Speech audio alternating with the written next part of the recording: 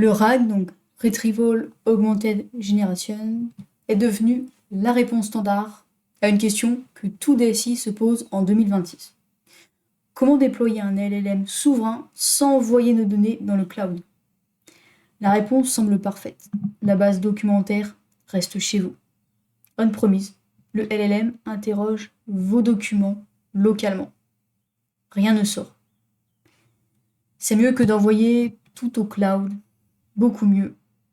Mais je ne le conteste pas. Mais voilà la réalité que personne ne dit clairement. Les documents récupérés par le RAG passent dans le contexte du LLM. Et ce contexte est traité en RAM. Et la RAM persiste. On-premise ne veut pas dire on-purge. Il y a une différence entre ces deux mots. Et cette différence se mesure en octets. Donc Lewis et ses co-auteurs ont publié le papier fondateur du RAG à NERL IPS 2020. Ils ont résolu un problème réel. Les LLM ont des connaissances figées à leur date d'entraînement. Le RAG leur permet d'interroger une base de connaissances actuelles. Voilà ce qui se passe concrètement. Vous posez une question, avant de répondre, le système fait une recherche dans votre base documentaire locale. Il récupère les passages les plus pertinents, 3, 5, 10 extraits. Ces extraits sont injectés dans le contexte du LLM, dans son prompt. Il les lit, il les analyse, il les combine avec votre question pour générer une réponse. Et pendant ce moment, pendant que le LLM lit vos extraits, le contenu de vos documents est en clair dans la mémoire vive du processus LLM, pas dans votre base documentaire sécurisée, dans la RAM en clair. Lewis et ses co-auteurs n'avaient pas à résoudre ce problème. Ce n'était pas leur sujet, mais c'est le nôtre. 4 zones mémoire doivent être auditées dans un déploiement RAG. La première zone, le heap du processus LLM. Les extraits documentaires injectés dans le contexte sont alloués dans le heap applicatif. Après la session, si la purge logicielle n'est pas explicitement physique, pas juste del, mais zero in complet, ces données persistent. Deuxième zone, le page cache Linux. Le composant de recherche du RAG lit des fichiers dans votre base documentaire. Ces fichiers sont mis en cache par le noyau Linux pour optimiser les accès futurs. Même après que la session est fermée, le page cache peut retenir des fragments de vos documents sensibles. Troisième zone, la zone swap. Si votre serveur est sous pression mémoire pendant une session RAG longue ou intensive, le noyau peut transférer des pages mémoire sur le disque.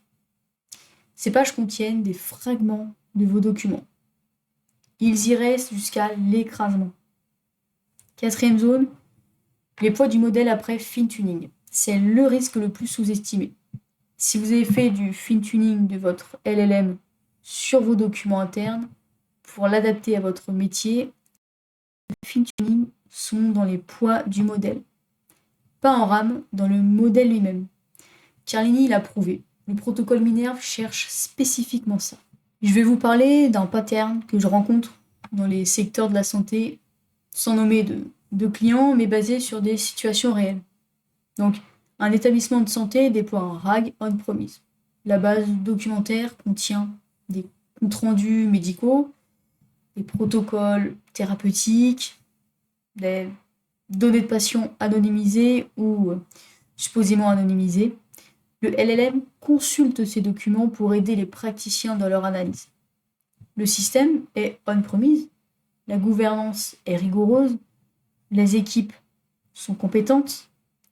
Ces données sont de catégorie spéciale au sens de l'article 9 du RGPD. Le niveau d'exigence est maximal. La moindre exposition non autorisée est une violation déclarable à la CNIL sous 72 heures. Les sanctions sont réelles.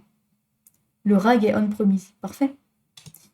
Mais pendant chaque session, des extraits de dossiers patients passent dans le contexte du LLM, dans la RAM. Et la purge post-session n'a jamais été auditée forensiquement. Le certificat HDS est en place, le DPA est signé, la politique de purge est documentée. Et dans la RAM, des fragments de diagnostics médicaux peuvent persister après la session. Ce n'est pas une hypothèse théorique, c'est de la physique. Et ça se mesure. Ne pas abandonner le RAG. C'est la bonne architecture pour le déploiement souverain. On-premise, base documentaire locale, LLM qui ne communique pas avec l'extérieur, c'est exactement la bonne direction. Mais ce qu'il faut ajouter, c'est l'audit forensique du pipeline complet. Pas seulement du LLM de réponse, du pipeline entier. Le composant de recherche a son propre heap, ses propres accès fichiers, son propre impact sur la page cache. Le composant d'injection de contexte alloue les extraits documentaires en mémoire.